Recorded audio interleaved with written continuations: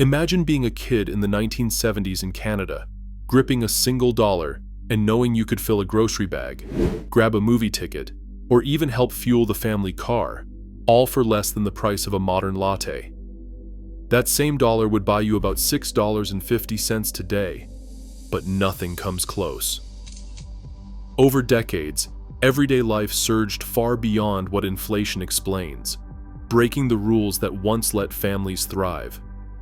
The true cost of what we have lost starts with a single dollar. What happened next may change how you see money forever.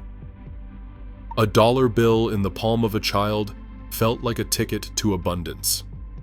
At the corner grocery, that single note could buy a loaf of bread for 24 cents, a dozen eggs for 60 cents, and a full gallon of milk for just over $1.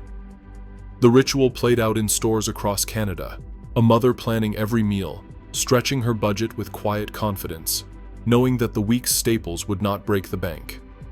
Ground beef was 49 cents a pound, and a 5-pound bag of sugar cost 65 cents. The arithmetic was simple, even for a kid learning to count coins. 7 loaves, 2 cartons of eggs, 3 big jugs of milk, 5 pounds of beef, a sack of sugar, enough to fill a family's table, could all be gathered for under $20. That same bag of groceries today would swallow more than $150. Handwritten ledgers from prairie kitchens and faded green stamp booklets tucked in drawers tell the same story.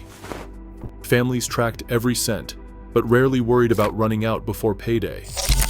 CBC interviews from the era capture the pride in a mother's voice as she describes feeding 4 children without ever feeling pinched.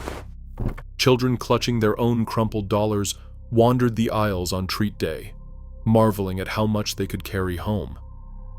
For many, it was the first taste of independence. $1 meant choices, not just change. Old grocery flyers show the numbers in black and white: bread for less than a quarter, beef for about half a dollar, eggs and milk stacked on the counter, all adding up to a subtotal that felt possible. The weekly shop became a kind of quiet celebration, a moment when a single bill could stretch across 7 days. The math was more than numbers, it was security, and for a generation, it was the feeling that a family could thrive on careful planning and a handful of coins. Pulling into a gas station in the 1970s in Canada was a small ceremony. A bell chimed as the tires crossed the hose. The attendant stepped out in a crisp uniform, ready to pump the gas, check your oil, and wash the windshield, all for no extra charge. Gasoline cost just 40 cents a gallon, an imperial gallon, almost 4.5 liters. That worked out to about 9 cents per liter. Filling up an entire tank rarely broke the $5 mark. Most drivers never touched the pump themselves. The ritual was part of the drive, a moment to chat about the weather or local hockey scores as the numbers clicked up on the mechanical meter. Today, a single liter costs at least $1.70, and a full tank can empty a wallet faster than a road trip drains the tank. Driving off the lot in a brand new car was a dream that felt within reach. The average price hovered around $2,500. A Chevrolet Impala, the pride of many driveways, listed for just over $3,000. A Ford Pinto could be had for less than $2,000.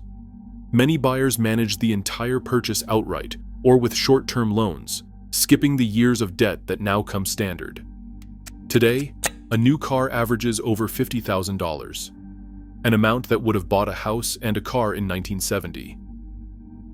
Leisure did not strain the budget either.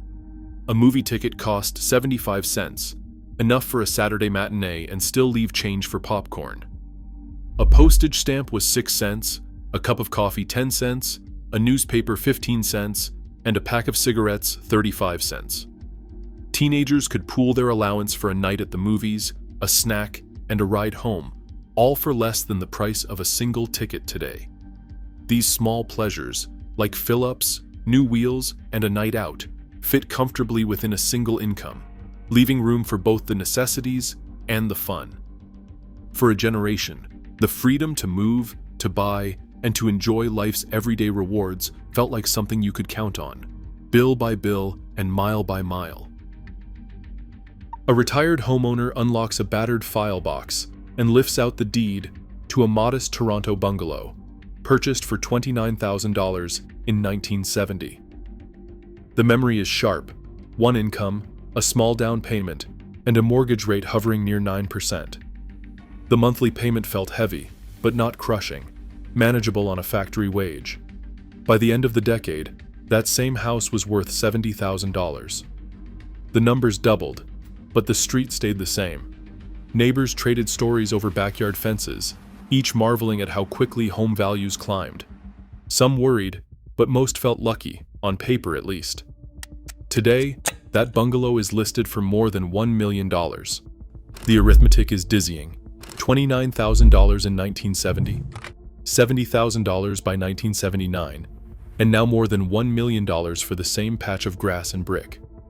Mortgage rates have shifted, but the barrier is not the interest. It is the mountain of principal. The house that once took 3 years' salary now demands more than a decade's worth of pay, even with 2 incomes. The old closing documents, typed in fading ink, speak of a time when a single wage could open the door to a home and a future. Now, the numbers on today's listings feel untouchable, the dream receding with each new sale. A pause settles in. The retired owner runs a finger along the crease of the original mortgage statement, a relic from a world where ownership felt possible, and a house was more than an investment. The distance between then and now is measured in more than just dollars. It is felt in the quiet ache of something lost. In 1970, the average Canadian worker brought home about $8,000 a year. For those on minimum wage, a 40-hour week at $1.65 an hour meant just over $3,400 annually. Enough to cover the basics, but every dollar counted. In Toronto, a single income could still keep a roof overhead, pay for groceries, and leave a little for the occasional treat. The math worked out. A typical house cost about 3 times the average salary. Today, that same home demands 10 to 15 times what most earn in a year, even with 2 incomes in the mix. A minimum wage worker from the era remembers finishing a shift at the bakery, pay envelope in hand, knowing the rent and groceries would be covered. She says she wasn't rich, but she wasn't worried. Her paycheck stretched far enough. Economists looking back point to the numbers that tell the real story. The Consumer Price Index, called CPI, tracked the rising cost of living, food, fuel, clothes, and shelter. In the early 1970s, inflation hovered around 3 to 4%, but by the middle of the decade, oil shocks sent prices soaring. Food and gas jumped first. Wages rose too, but not nearly as fast as the cost of a home. Housing broke away from the rest of the basket, outpacing both inflation and paychecks. The gap that opened in the 1970s never closed. What once took careful planning now feels out of reach. The numbers no longer add up the way they did for a previous generation. Today, the gap between what we earn and what we need keeps widening. In Canada, a single income no longer unlocks homeownership or security for most people. The dollar's power is not just lost, it is a reminder of what affordability once meant. Now the question is, what will we do next?